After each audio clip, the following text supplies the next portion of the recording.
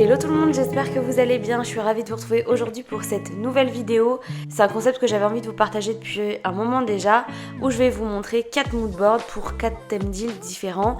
Donc on va faire ça sur ce que je suis en train de vous montrer à l'écran. On va faire des petits espaces en fait qui vous permettront de vous inspirer pour la décoration de votre île. Alors pour ceux qui ne savent pas ce que c'est un moodboard, ça va être comme une sorte de planche d'inspiration avec tous les éléments qui vont nous permettre d'avoir une ligne créatrice pour notre création par la suite. Donc là on est dans Animal Crossing, donc moi ce que je suis en train de vous montrer à l'écran, par exemple là tout de suite c'est un thème un peu ville abandonnée, ça peut être aussi une ville post-apocalyptique, etc.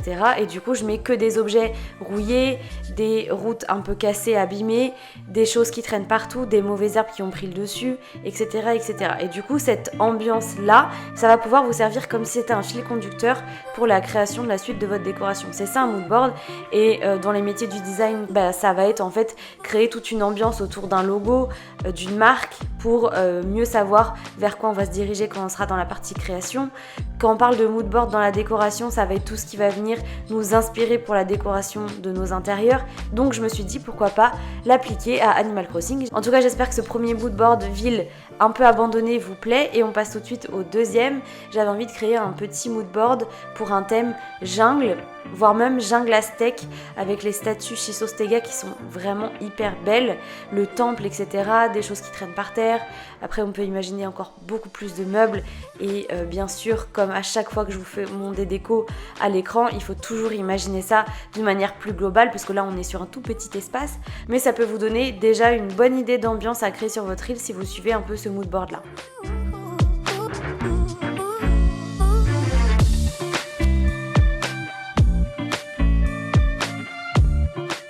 Troisième planche d'inspiration que je voulais vous montrer aujourd'hui, un petit thème urbain, tout simple, mais avec des couleurs assez claires. Donc là, le pattern que j'ai utilisé, je le trouve hyper beau. Je vous mettrai le code dans la barre d'infos pour que vous puissiez vous aussi le récupérer.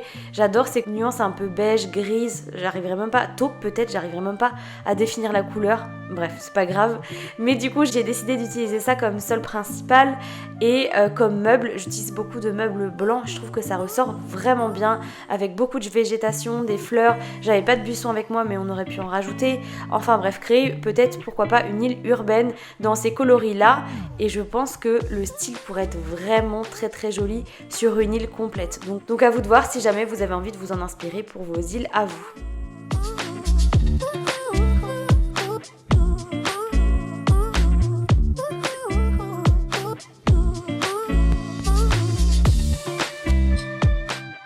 Et voilà, ce troisième petit moodboard est terminé. Franchement, je l'adore. J'aime beaucoup comment ressortent les couleurs avec ce sol. Honnêtement, le blanc avec ce style de couleur-là, ça va trop bien. Et les petits parterres de fleurs, ça fait ressortir le reste. Donc sur une île complète, avec pourquoi pas, comme il y a à l'écran, des fleurs blanches, vertes, rouge ou orange, j'en sais rien, à voir. Ça peut être hyper joli avec ce côté très végétal et tout. Non, franchement, je pense que c'est vraiment à tester.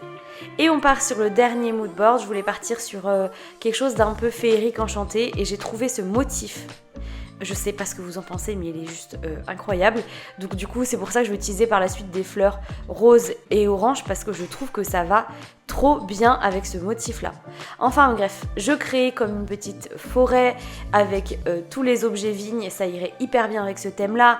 Avec des objets en blanc aussi. Ça ferait beaucoup ressortir le reste sans faire, on va dire, trop coloré parce que quand on utilise un motif comme ça sur une île, c'est vrai que c'est quand même très imposant et très chargé. Donc si après on met plein d'items ultra colorés partout, je pense que honnêtement visuellement c'est pas fou.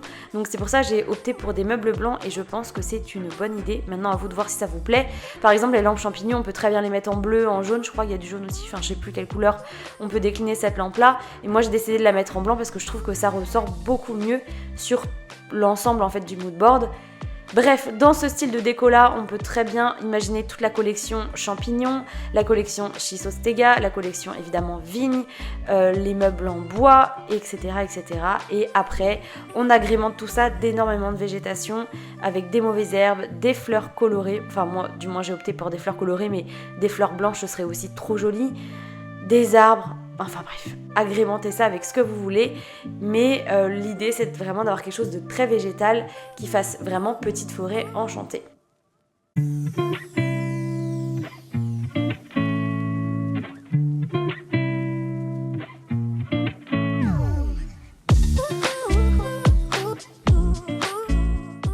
voilà, les 4 petits moodboards sont créés. Honnêtement, je les aime beaucoup. J'avoue que je crois avoir une préférence pour le thème un petit peu urbain. Même si j'adore les thèmes naturels et j'aime beaucoup les petits moodboards naturels que j'ai créés. N'hésitez pas à me dire dans les commentaires lequel vous inspire le plus, lequel vous préférez. Peut-être que c'est un thème aussi que vous avez déjà exploité sur vos îles, donc n'hésitez pas à me partager tout ça dans les commentaires. Et puis j'espère que cette vidéo vous a plu, j'espère que vous avez un peu compris et saisi le concept de ce que j'étais en train de vous partager. Et puis j'ai déjà hâte de vous retrouver pour la suite. Merci d'être toujours aussi présent dans ce que je vous partage, je suis hyper contente. Et puis je vous souhaite une bonne semaine et je vous dis à samedi. Salut!